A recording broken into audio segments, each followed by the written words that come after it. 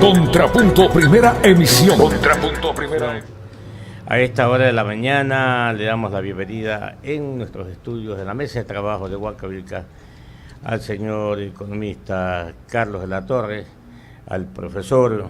¿Cómo está usted, economista? ¿Cómo le va? Bienvenido. Muy buenos días, todo un gusto estar aquí con ustedes y listo para poder informar a nuestros oyentes. Profesor, ¿de qué? ¿De qué en la facultad? ¿De qué asignatura? ¿Monetaria? ¿Política fiscal?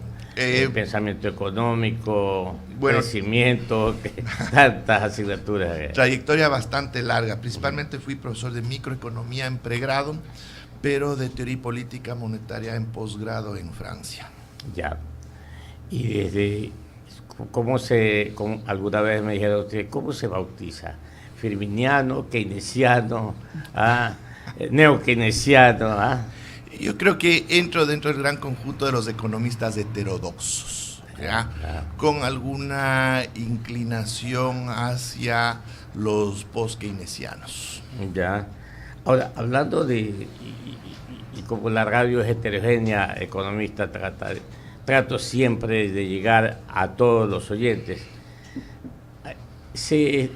Yo leí algún artículo en algún momento acá en uno de los diarios de la capital, que hoy por hoy la política económica del actual régimen del licenciado Lenín Moreno está orientada al keynesianismo. Y yo pregunto, ¿no? Yo me pregunté a la vez, dice, bueno, emitimos dinero, por ejemplo, porque todos sabemos que sí, qué significó para los Estados Unidos o para la Gran Depresión económica la obra de John Maynard Keynes, economista. Keynesiano, la política económica de la actual régimen, la que usted lidera, usted la ve, usted la siente, usted la orienta hacia el keynesianismo. Bueno, desde esa perspectiva tenemos que entender que el enfoque está por la demanda, no por la oferta, como es el concepto o la idea fundamental ortodoxa que apunta a generar mayor producción. Desde la perspectiva keynesiana está primero la demanda, es decir, si los consumidores y las personas no demandamos, no tiene sentido una producción, es decir, no puede desarrollarse una producción, no puede desarrollarse una oferta si no tenemos primero a quienes estén dispuestos a consumir. Y en ese orden de la demanda, economista de la Torre, entonces, ¿cree usted, debido a que la economía ecuatoriana se desaceleró muchísimo estos últimos tiempos, usted, insisto, que lidera esta política económica, será la razón para no haber bajado o no bajar el gasto corriente para que quienes están en el sector público con un ingreso fijo vayan a demandar?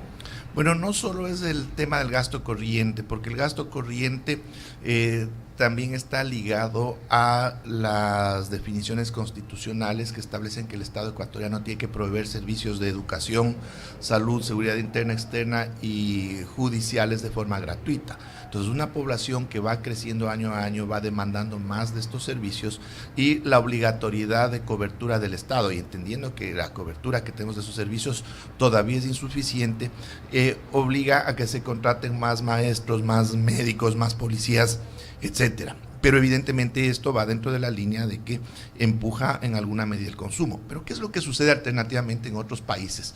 Por ejemplo, nuestros vecinos, frente a los mismos impactos de orden externo, lo que han propiciado son depreciaciones de sus monedas. ¿Qué significa esto? Significa un empobrecimiento de la población. ¿Por qué? Porque los salarios en las monedas locales, en pesos colombianos, en soles peruanos, etcétera, esos salarios en términos de dólares cada vez son menores. Entonces eso también restringe el consumo en sus países, aun cuando eso puede apoyar su situación externa. En el caso ecuatoriano, la dolarización contribuye en el sentido de que no podemos aplicar estos mecanismos de reducción de los salarios reales de las personas, y más bien en el tiempo el salario en el Ecuador ha ido creciendo a la par de la inflación. Esto permite sostener ese consumo desde la perspectiva de que el consumo a la vez articula luego la producción. Correcto, 6 horas 48 minutos, dialogando aquí con el economista Carlos de la Torre, ministro de Economía y Finanzas del actual régimen que preside el licenciado Lenín Voltaire Moreno Garcés. En ese orden, economista Garcés, economista de la Torre, podríamos decir que al sostener una demanda desde el sector público, desde todo punto de vista, usted lo acaba de decir, el gasto en salud es una inversión, como todos sabemos, en los mismos gastos de la policía y todos son gastos de inversión, porque son servicios que le damos a la ciudadanía, etcétera.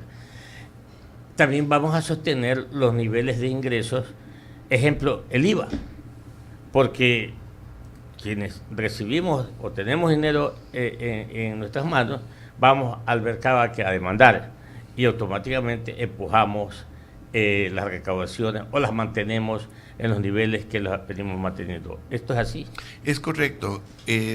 Un incremento del IVA, como asimismo se ha realizado en los países vecinos frente a sus problemáticas económicas, apunta en el sentido de contraer ese consumo, ¿ya? Y también es un impuesto que afecta a la mayoría de la población que adquiere productos, en el caso ecuatoriano, que están cargados con el IVA. Solo los productos de la canasta básica y medicinas no tienen el IVA. Pero ¿qué es lo que sucede alternativamente cuando se maneja la política tributaria desde el impuesto a la renta? El impuesto a la renta se lo puede establecer de forma... Hoy por hoy en el mercado internacional, que también está dependiendo de las leyes, de las normativas que creemos que vayan en ese sentido de buscar un estímulo, un incentivo, una reactivación al aparato productivo ecuatoriano y no crear sobresaltos, no crear que los agentes económicos estén un tanto cautos y no aflojen sus manos con su dinero, que no inviertan. Son esos factores también que usted, como líder de la economía, hoy por hoy, en el quehacer, está también tomando en cuenta. Ciertamente que depende la evolución de nuestra economía de factores externos como es el precio del petróleo, pero en mayor medida de la reactivación y el impulso interno que tenga la economía, que si es que se lo hace desde el consumo, eso por el lado de la producción permitirá que existan incentivos para mayor producción. Pero tenemos que tener en cuenta que también hay que cuidar el sector externo en términos de que es una economía dolarizada y cada dólar que sale del país tiene que hacerlo de la mejor forma posible. Si tenemos que optimizar los dólares que tienen que salir del país, porque evidentemente toda economía requiere de importaciones. Es muy importante que las importaciones entren, pero aquellas que permiten que la economía pueda moverse. Entonces, en ese sentido están orientadas las acciones económicas de tal suerte de que exista una demanda que por el otro lado genere los incentivos para una producción que pueda ir creciendo conforme esa demanda genere empleo, cuidando de que el saldo neto de las divisas que fluyen del país sea positivo, es decir, que podamos exportar más de lo que importamos y priorizando esos dólares que salen del país. 6-7 en punto. Economista Carlos de la Torre. En ese orden, este programa, este proyecto de ley de reactivación económica que ya está analizándose en la Asamblea Nacional y que ustedes en economía lo han diseñado, ¿cómo lo van a ir, cómo le van a ir tomando el pulso mensualmente o van a llegar al primer semestre del año 2018 cuando se vean un poco la variación de los indicadores macroeconómicos? ¿Tiene usted pensado de pronto revisarlos al término del primer semestre y si estos han dado los resultados deseados, podría revisarse y mejorar aún más estos deseos y estas aspiraciones de mejorar la economía ecuatoriana? Evidentemente, un manejo responsable implica el monitoreo permanente de los resultados que van entregando la aplicación de diversas acciones económicas, pero hay que entender que hay varios niveles de acciones. Por ejemplo, aquellas que están establecidas en el proyecto de ley para la reactivación económica del país corresponden a lo que se requiere en términos de cambio normativo. Fundamentalmente son artículos que en materia tributaria, porque necesitan reformas a la ley, algunos otros artículos en relación al Código Orgánico Monetario y Financiero que tienen que ver con el dinero electrónico. Pero hay otro tipo de acciones que ya se han venido tomando, por ejemplo, en lo que es la lucha contra el contrabando en materia aduanera y muchas otras acciones que día a día se vienen implementando en términos de ir calibrando la dinámica de la economía, y todo esto es evaluado sobre la base de resultados, como decía, y estos resultados se pueden ir evaluando desde diversas perspectivas. Hay algunas variables macroeconómicas cuya periodicidad es trimestral, es decir, solo al fin de cada trimestre podemos evaluar. Hay otras que tienen inclusive periodicidad anual, como es el caso del Producto Interno Bruto, aunque hay una medición de variación trimestral. Pero también existen variables que podemos hacerle el seguimiento inclusive día a día, semana a semana, que son las variables financieras. Por ejemplo, qué es lo que sucede con el crédito bancario, qué es lo que sucede con los depósitos del público en las instituciones financieras, que nos permiten evaluar la confianza que se tiene en la economía. Si crecen los depósitos, quiere decir que hay una dinámica económica, hay confianza en los actores. Si crece el crédito bancario, de la misma manera. Entonces, a través del conjunto de todas estas medidas podemos ir haciendo evaluaciones casi permanentemente, y desde las diversas instancias de las acciones económicas podemos hacer las calibraciones respectivas, y solo aquellas acciones que requieren cambio normativo son las que se plantean muy de vez en cuando a través de proyectos de ley. 7:03. Economista Carlos de la Torre, profesor, realmente un indicador importantísimo, como usted lo sabe, en cualquier economía es el Producto Interno Bruto. Desde ese punto de vista, ¿cómo lo hacemos protagónico o protagonista ante el Producto Interno Bruto al sector agrícola? Estamos hablando de dólares, y usted sabe perfectamente bien que si vendemos más, van a ingresar más dólares y va a fortalecer el esquema monetario de la dolarización en el país.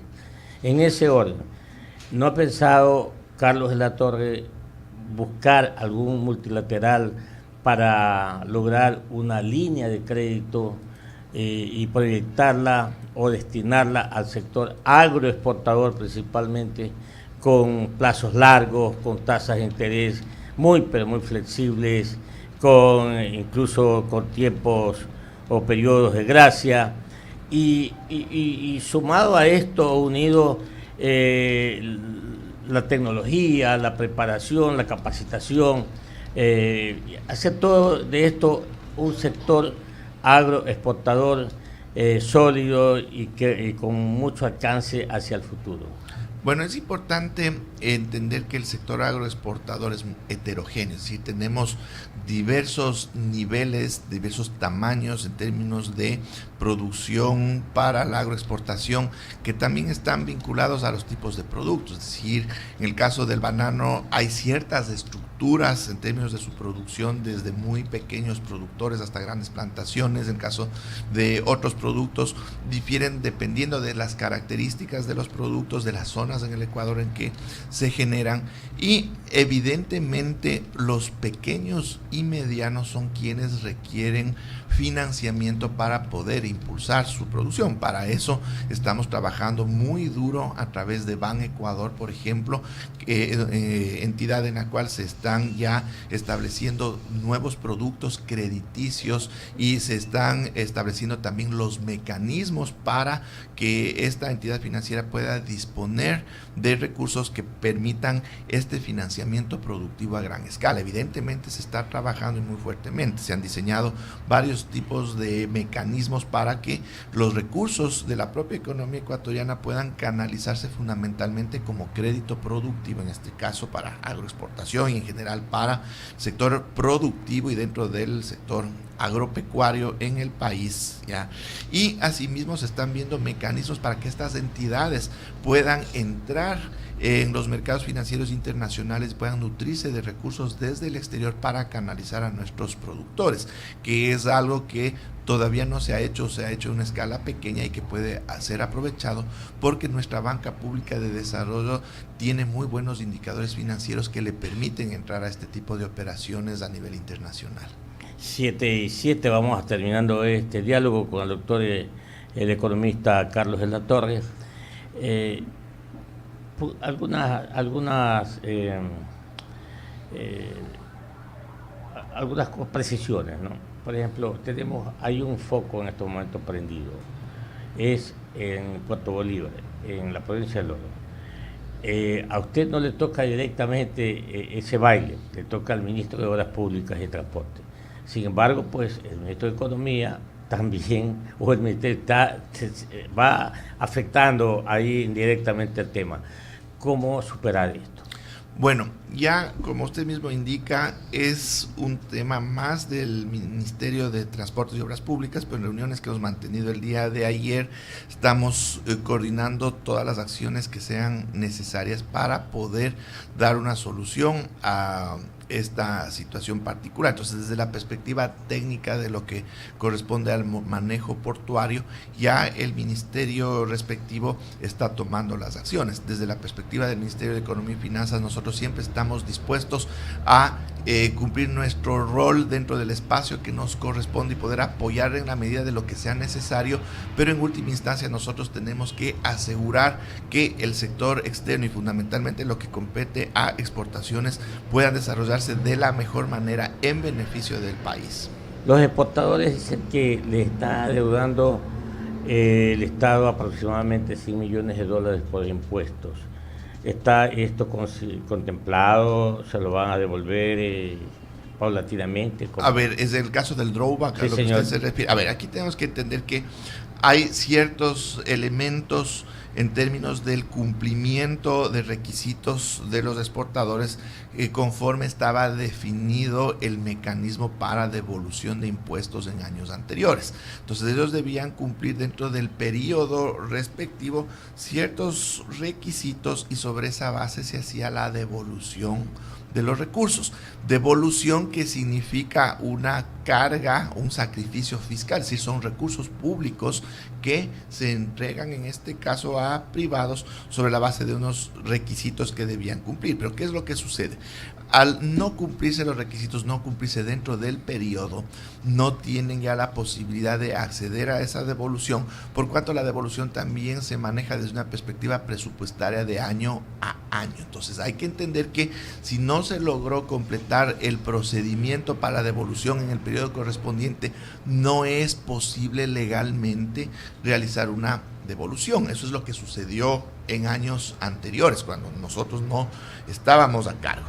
Estamos ahora trabajando en el marco de las acciones económicas de este gobierno en establecer un mecanismo mucho más ágil que permita esa devolución de forma inmediata, pero ojo, frente al ingreso efectivo de divisas, no solo respecto de las exportaciones, porque muchos exportadores pueden mantener los recursos fuera del país y eso no tiene utilidad en la economía dolarizada. Entonces, respecto del pasado, también se nos dificulta poder evaluar si de esas exportaciones ingresaron o no los recursos. Entonces, nosotros no podemos sacrificar recursos de todos los ecuatorianos frente a un procedimiento anterior que tenía sus elementos, que tenía sus requerimientos, y más bien nosotros nos vamos a concentrar en que este mecanismo sea efectivo y eficiente sobre las divisas que ingresen al país de aquí en adelante. 7:11, Pati, usted tiene una inquietud. Así es, economista. Buenos días, economista de la Torre. De acuerdo a la proforma presupuestaria enviada para este año, en realidad son 5.3% menos que lo que se envió el año anterior, $2.000 millones para hablar en moneda, ¿no? Pero según los expertos, el gasto corriente es el más difícil de reducir. ¿Cómo van a lograrlo, puesto que el Ejecutivo ha planteado una austeridad fiscal? Bueno, el gasto corriente, como indicaba, es muy difícil por cuanto ahí están los sueldos y salarios de los maestros, de los médicos, policías, militares. Prácticamente el 88% de lo que son sueldos y salarios se van en educación, salud, seguridad y justicia.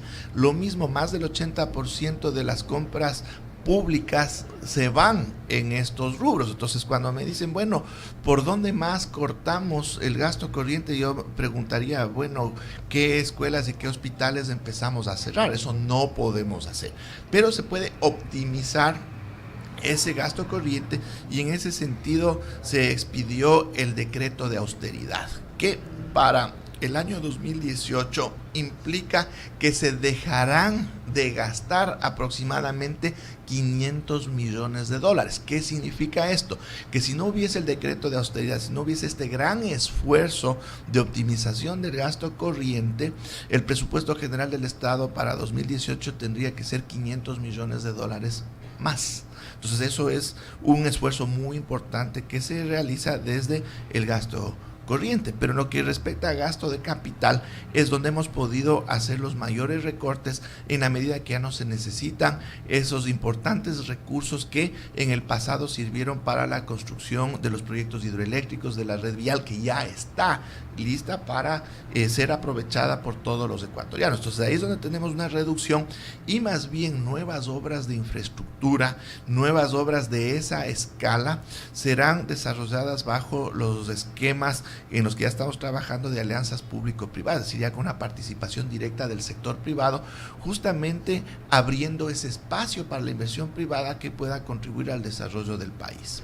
¿En cuánto rematamos con el PIB para este año? Bueno, para el año 2017 la meta proyectada por el Banco Central sigue en el 0,7%, frente a lo cual es importante destacar que el Fondo Monetario Internacional hasta hace unas pocas semanas establecía una meta de crecimiento negativo y ahora nos ha puesto una meta positiva del 0,2%, es decir, ya estamos a medio punto porcentual de la meta establecida por el Ecuador. Y para el 2018 la perspectiva es interesante porque ya esperamos que el PIB en el 2018 pueda cerrar en un nivel cercano al 2% positivo. Y en cuanto al empleo, ¿cómo estamos ahí?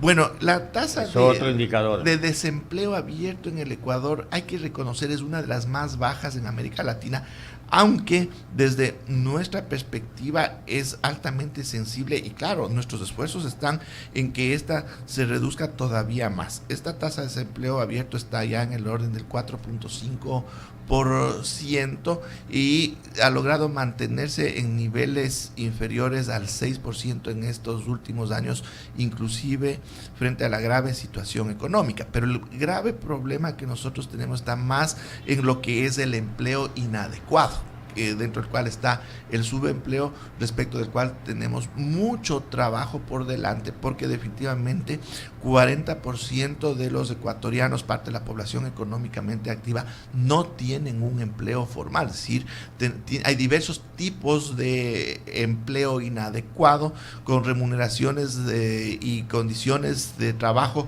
muy diferentes, pero nosotros tenemos que apuntar a una regularización para que se vuelva empleo formal. Finalmente, economista, para agradecerle por estar con nosotros aquí en Huancavilca 830M, la proforma o el presupuesto que regirá desde el 1 de enero del 2018, la ley de reactivación económica, contribuirán para lograr los 250.000 empleos adecuados que el señor licenciado Lenín Voltaire Moreno Garcés ofreció en su campaña electoral.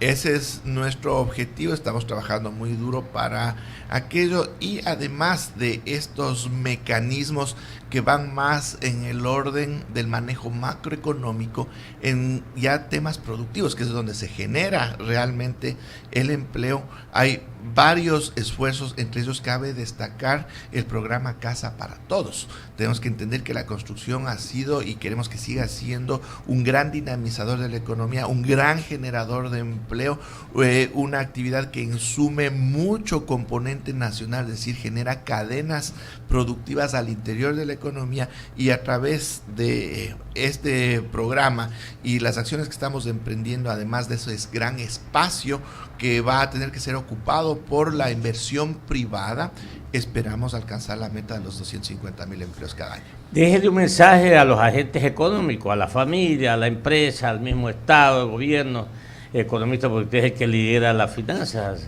Bueno, el mensaje que les doy es que tratemos de separar esos mensajes negativos, esos mensajes que son políticos, que no tienen una base conceptual ni técnica, que muchas veces responden a intereses muy particulares, y que se entienda que quienes estamos a cargo de la conducción de la economía somos profesionales con muchos años de experiencia, que sabemos lo que estamos haciendo en función del interés nacional, porque muchas veces el interés nacional se opone a intereses particulares de ciertos sectores, y es ahí donde se da toda esta situación de confrontación, que en definitiva es porque no todos están de acuerdo con lo que se hace, pero nuestro esfuerzo, nuestra orientación, nuestros objetivos apuntan hacia el interés de todos los ecuatorianos.